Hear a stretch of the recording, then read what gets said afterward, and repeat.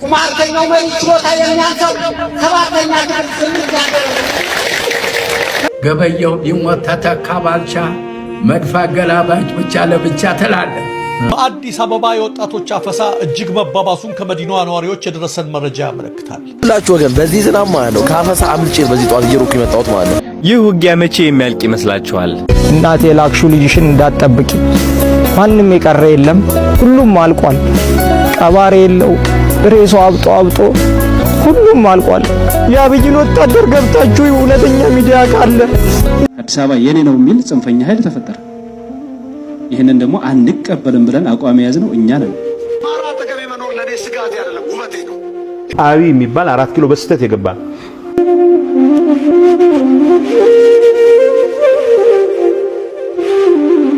የዶክተር አብይ መንግስት ትልቅ ፈተና ሆኗል።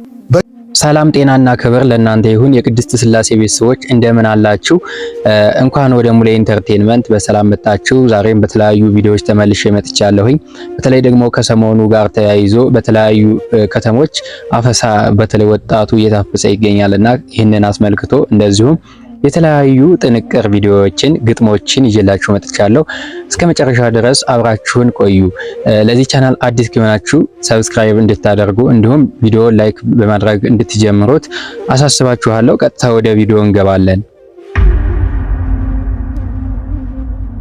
የሰው ልጅ ያልቃል በረት በእግዚአብሔር ሳይሆን የውን በጥይት የተሰማራው አይመለስ፣ ጦርነት ገጥሞ አይመለስ፣ መንገድ የወጣው አይመለስ።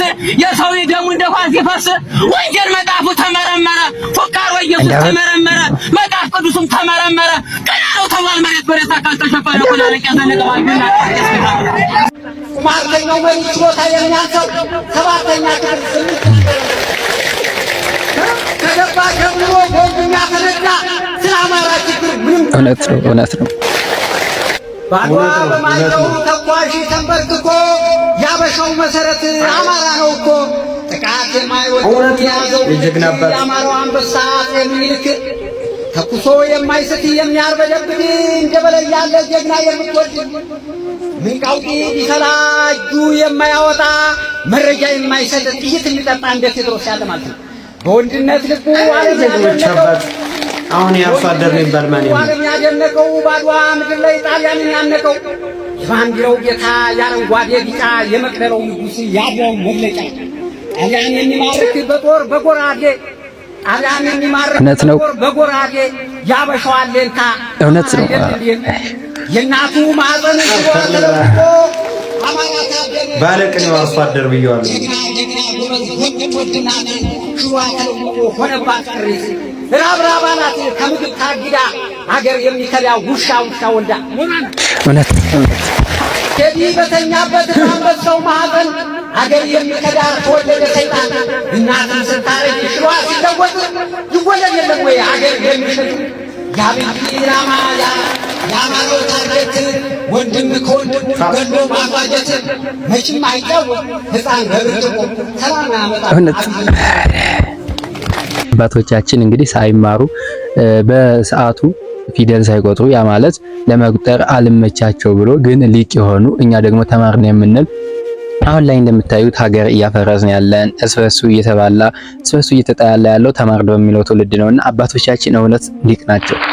አንድ ጊዜ እስኪ ለአባቶቻችን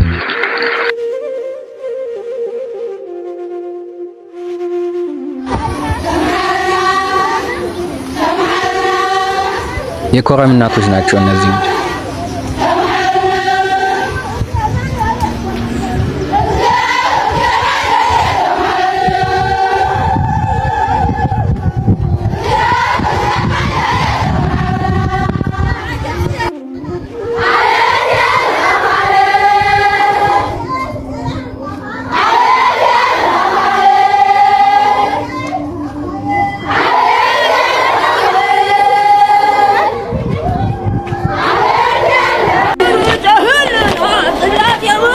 እነዚህ ደግሞ ያክሱም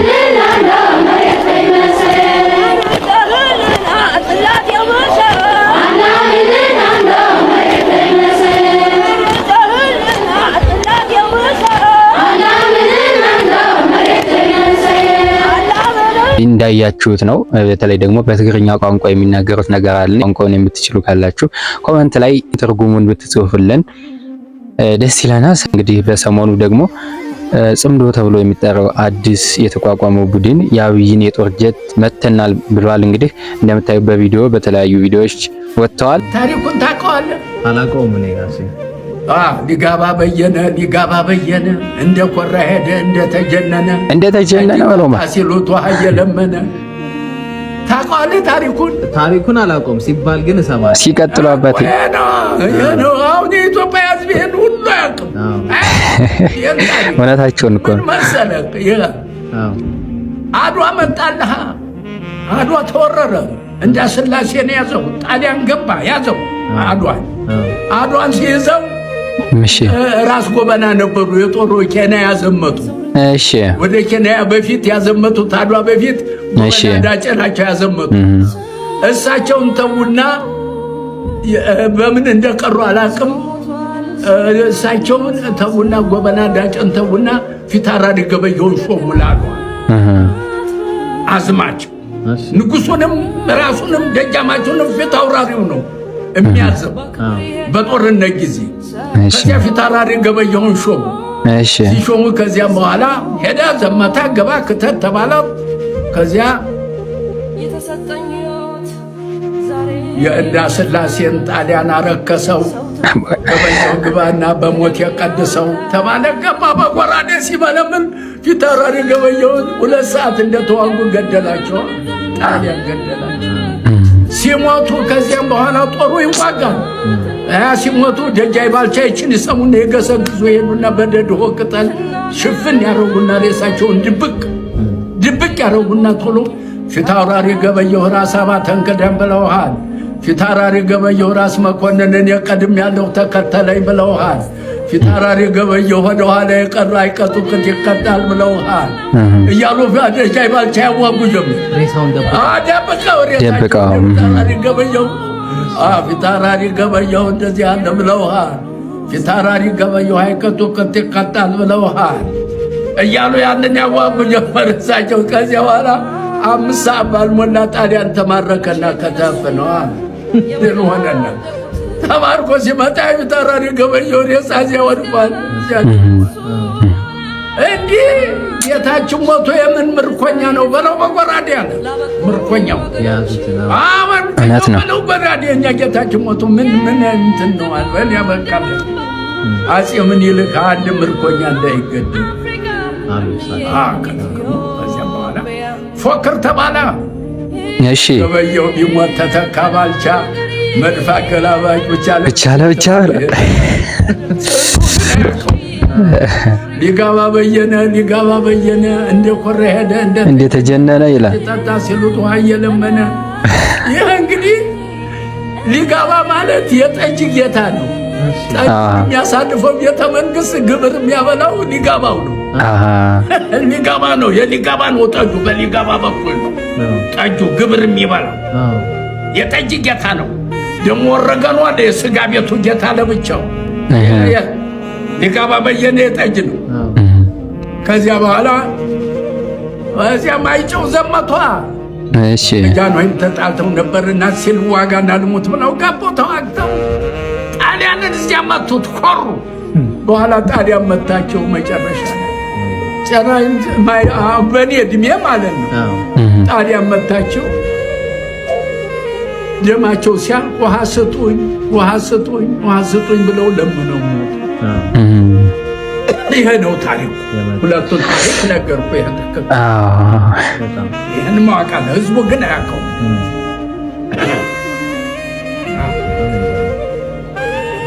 እውነት ክብር ለአድዋ አባቶቻችን፣ ክብርና ምስጋና ከልብ ይገባቸዋል። እንግዲህ ይህንን ታሪክ ራሱ ላካፈሉን አሁን ላሉ ለጥንት አባቶቻችን ከምንም በላይ ክብር ምስጋና ልናቀርብላቸው ይገባል።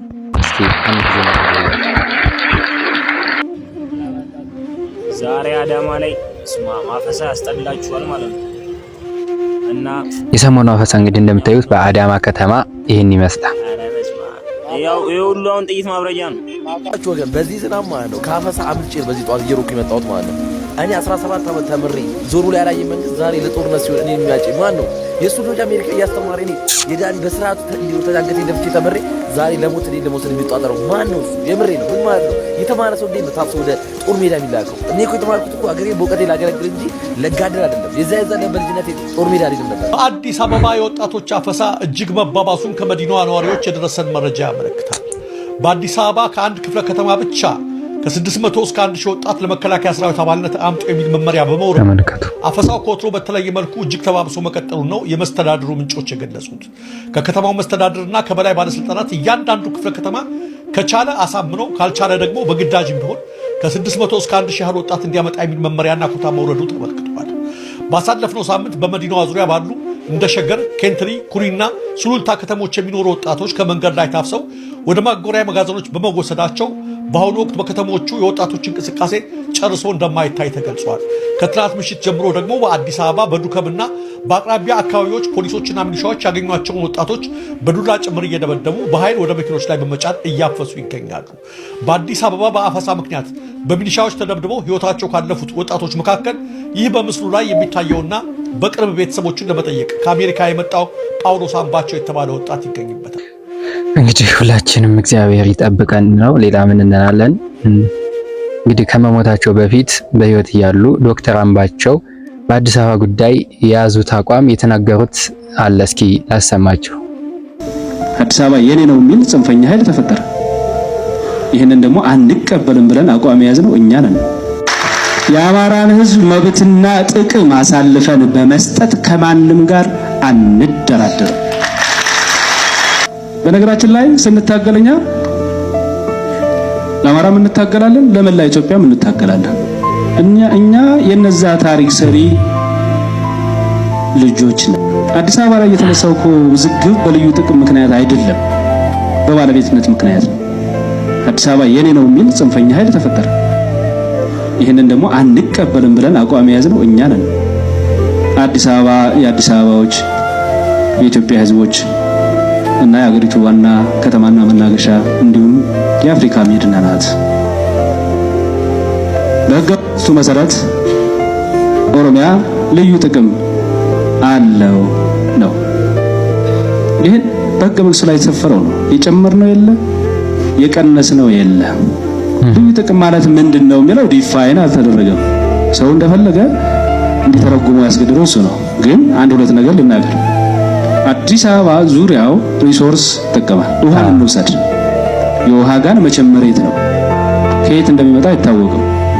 ደንና ተራራማ አካባቢዎች ናቸው የውሃ ጋን እያልን የምንወስዳቸው። አዲስ አበባ እንዲህ አይነት ሪሶርሶችን መጠቀሙ አይቀርም።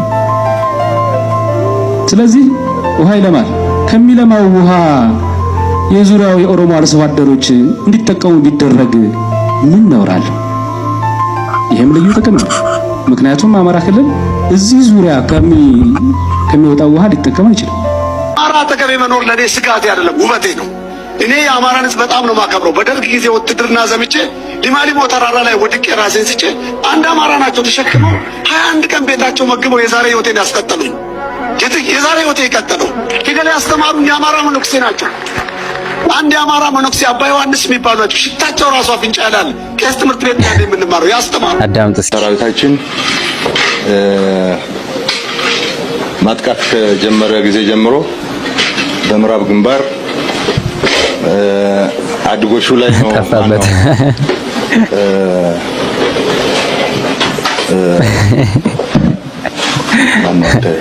የምር በጣም አስቂኝ ነው። ቢያንስ እንኳን ጽፎ አይመጣም።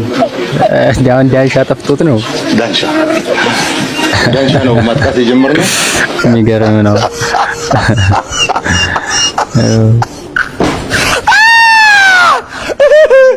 አብይ የሚባል 4 ኪሎ በስተት የገባ ተራ ሽፍታ በማጠናቀቅ የሚጠናቀቅ ከሆነ የአጋጣሚ ጉዳይ ነው የሚሆነው።